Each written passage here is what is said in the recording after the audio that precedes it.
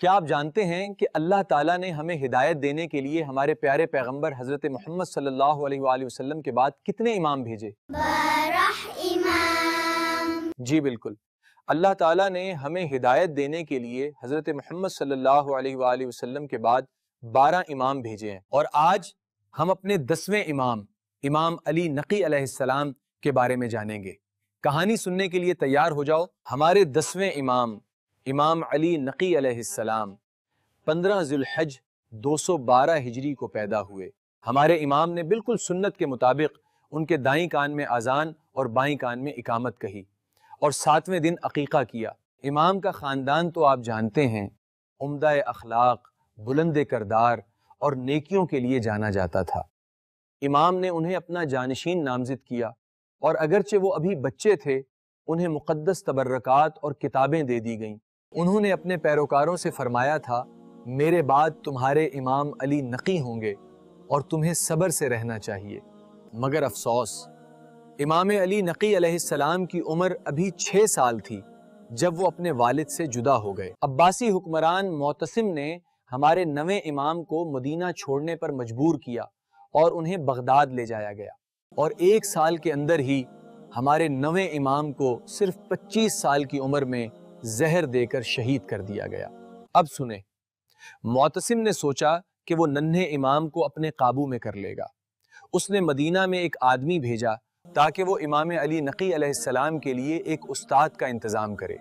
ایک 80 سالہ عالم جنیدی کو بلایا گیا جو اہل بیت کے دشمن تھے۔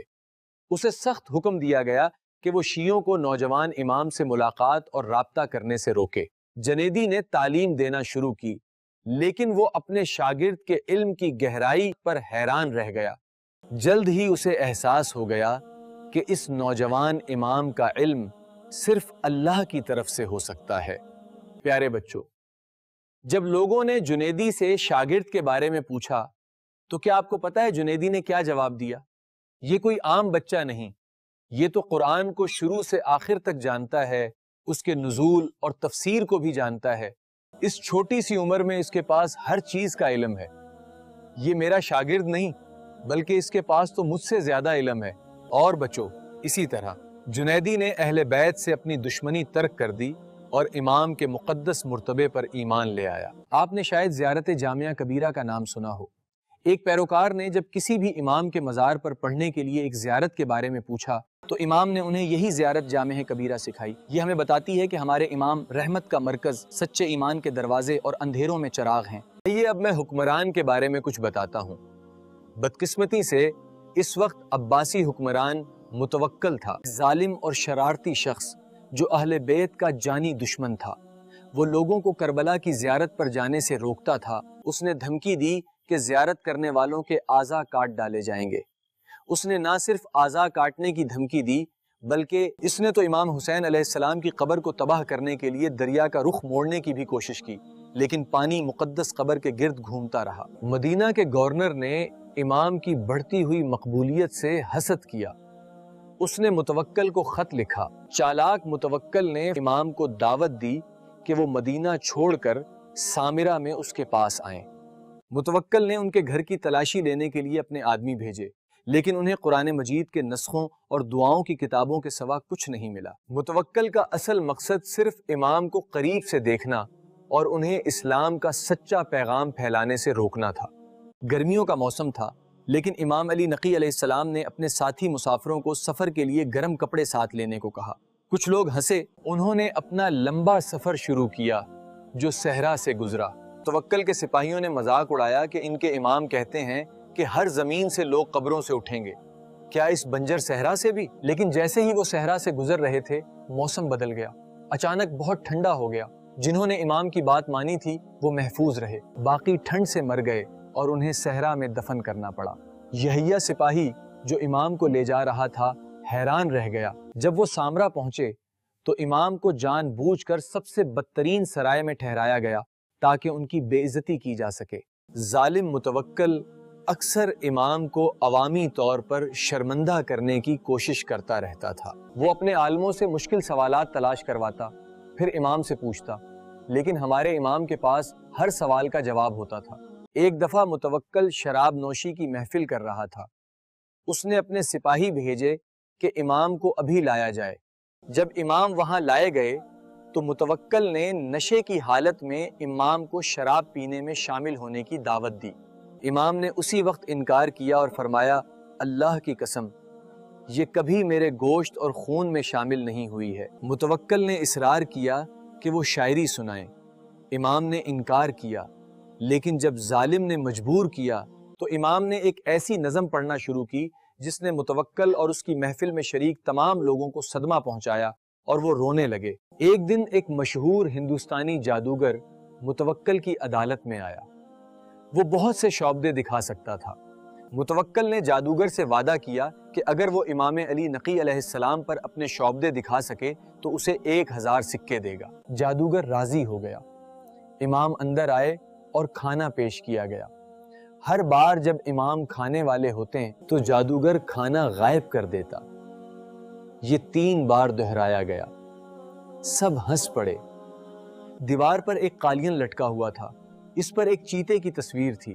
امام نے چیتے کو دیکھا اور وہ فوری طور پر اصلی بن گیا اور جادوگر پر جھپٹ پڑا اور اسے کھا گیا۔ ظالم متوکل خوف سے کانپتے ہوئے امام سے التجا کی کہ وہ چیتے سے جادوگر کو اگلوا دیں۔ امام نے جواب دیا، اگر حضرت موسیٰ کے عصا نے جادوگروں کے سانپوں کو اگل دیا ہوتا تو یہ چیتا بھی ایسا کر دیتا۔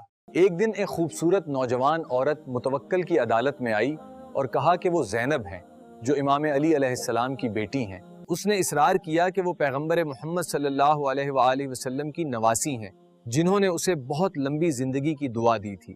پھر اس نے کہا کہ وہ ہر 50 سال بعد جوان ہو جاتی ہیں۔ متوکل نے اپنے وزراء سے مشورہ کیا، لیکن وہ اس کے دعوے کی جانچ کا طریقہ نہیں جانتے تھے۔ اس مشکل کو حل کرنے کے لیے پھر امام سے پوچھا گیا کہ آپ اس مسئلے کو حل کریں، کیسے تصدیق ہوگی؟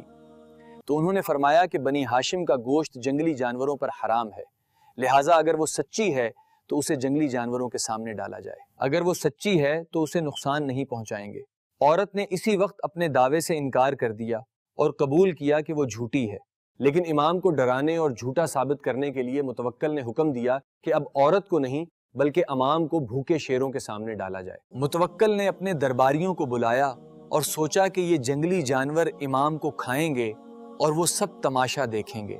شیر امام کے پاس آئے اور انہیں نقصان پہنچانے کی بجائے انہوں نے اپنے سر جھکائے اور امام کے قدموں پر سر رکھ دیے۔ متوکل کے بعد اس کے بیٹے منتصر نے حکومت سنبھالی جو شیعوں کے ساتھ اچھا برتاؤ کرتا تھا۔